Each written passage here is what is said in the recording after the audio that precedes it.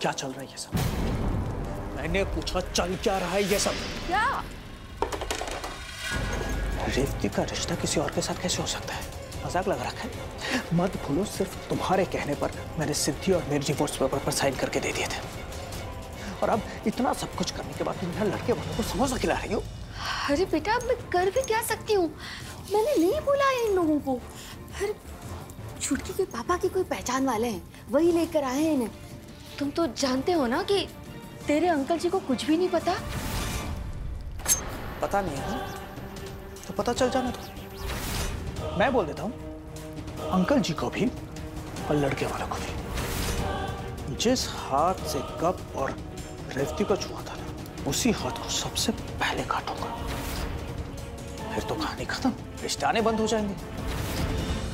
अरे सुनो बेटा, मैं जानती हूँ तू मेरी छुटकी से बहुत प्यार करता है, पर क्या है ना कि ये सब करने से कौन सा तेरी शादी मेरी छुटकी से हो जाएगी, या फिर कौन सा सिद्धि से तेरा तलाक हो पाएगा। वो क्या है ना कि जब तक जिंदल परिवार है और मेरी गुड्डन है, तब तक ऐसा कुछ नहीं हो पाएगा। उसके रहते तो तू और मेरी छुटकी कभी एक नहीं हो पाएंगे।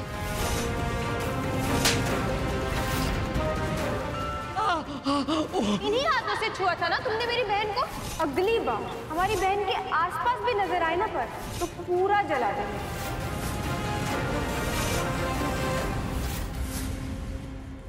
एक काम करो, शादी की तैयारियां शुरू कर दो। एक हफ्ते में,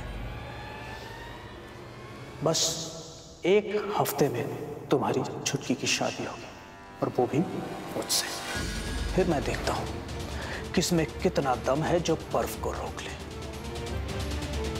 और अब जाओ, जाकर बाहर उन लड़के वालों को रफा दफा करो। जाओ, और अंकल जी से बोलना कि जो गलती उन्होंने आज की है उसे दोबारा न दोहराए, वरना मुझसे बुरा कोई नहीं होगा। एक हफ्ते के अंदर अंदर रेवती से शादी करके उसी घर में गुड्डन के साथ अगर मैंने खड़ा नहीं किया तो मेरा नाम भी बर्फ नहीं।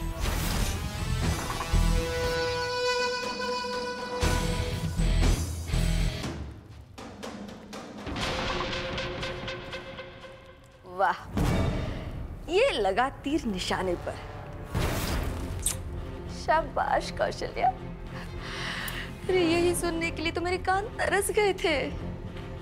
आज तो छुटकी के पापा ने रिश्ता लाकर मेरा काम ही पूरा कर दिया।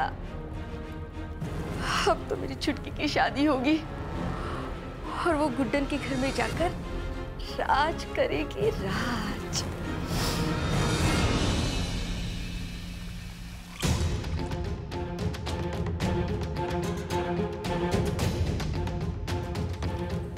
अरे दुर्गा दी, आप यहाँ मिल गए। अब हम तो आपके पास ये लेके आने वाले थे। ये लीजिए।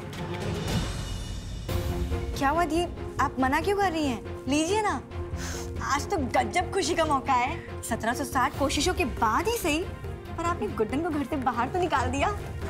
हमारी जान खाओ सासू माँ से हमें मुक्ति मिल गई।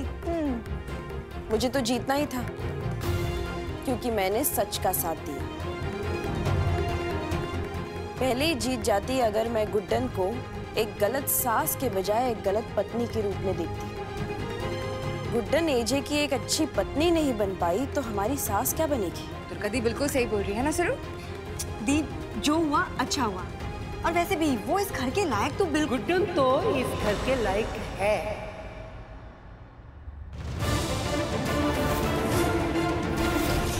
लेकिन तुम तीनों उसके प्यार के लायक नहीं हो।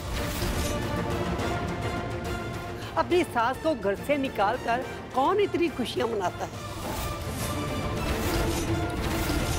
क्या हो गया है तुम तीनों को?